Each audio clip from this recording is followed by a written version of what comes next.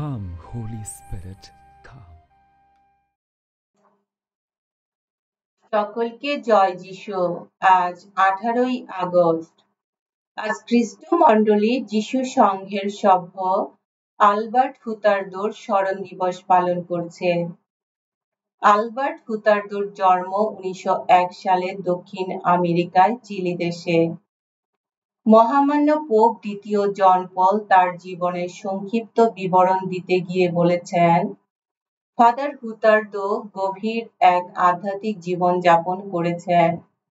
তার অন্তরে যিশুর দরদী মুখ দেখা যেত। তিনি ছিলেন সুবিজ্ঞ এক আধ্যাত্মিক উপদেষ্টা, অক্লান্ত এক ধর্মোপদেশ দাতা। যিশুর প্রতি তার যে জ্বলন্ত ভক্তি ছিল, তিনি তা অন্য সকলের হৃদয়ে জ্বালিয়ে তুলতেন। তার দেশের শ্রমিকদের শোচনীয় অবস্থা দেখে এবং খ্রিস্ট মণ্ডলীর সামাজিক শিক্ষা প্রণালীতে অনুপ্রাণিত হয়ে তিনি চেয়েছিলেন চিলি দেশে যেসব সামাজিক অন্যায় অবিচার বিরাজ করত, তিনি তা প্রতিরোধ করবেন। তিনি যুবকদের এই শিক্ষা দিতেন, খ্রিস্ট অনুরাগী হওয়া মানে সমাজসেবী হওয়া। সান্তিয়াগো শহরে রাস্তায় রাস্তায় যে ছেলেরা ছেঁড়া কাপড় পরে দল বেঁধে ঘুরে বেড়াতো, ভিক্ষা করত, চুরি করত, তাদের জন্য তিনি খ্রিস্টের আশ্রয় খোলেন। যেসব কচি ছেলে রাত্রে রাস্তার ধারে পুলের নিচে শুয়ে থাকত, তিনি ট্রাকে করে তাদের সংগ্রহ করে সেই আশ্রয়ে নিয়ে আসতেন।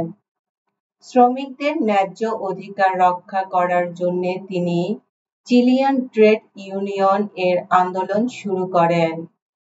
খ্রিস্টীয় সামাজিক শিক্ষা প্রচার করার জন্য তিনি মেনসাজে অর্থাৎ সংবাদ নামক এক পত্রিকা প্রকাশ করেন।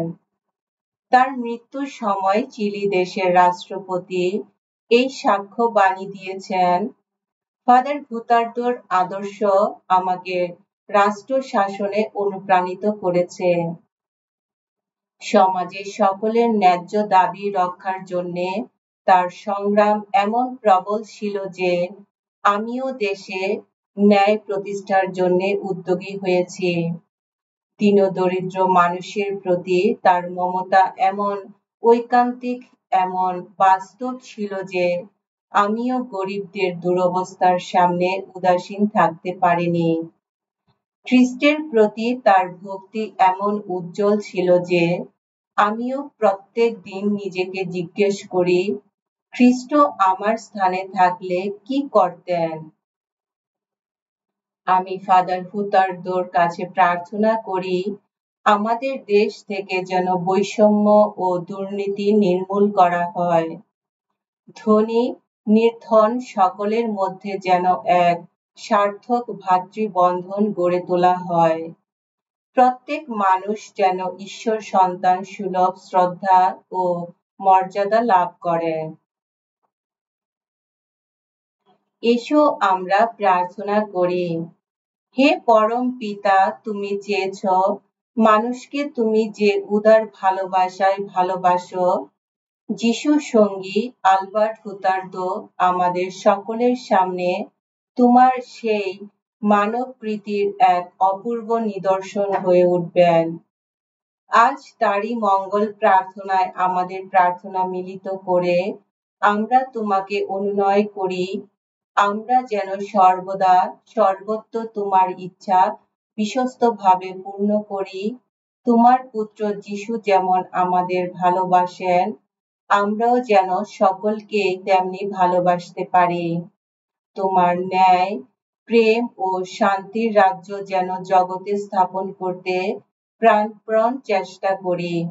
তোমার পুত্র আমাদের প্রভু যীশু খ্রিস্টের নামে এই প্রার্থনা করি। পবিত্র আত্মার সংযোগে তোমার সঙ্গে জীবনময় ও সর্বনিয়ন্তা ঈশ্বররূপে তিনি যুগে যুগে বিরাজমান। আমেন।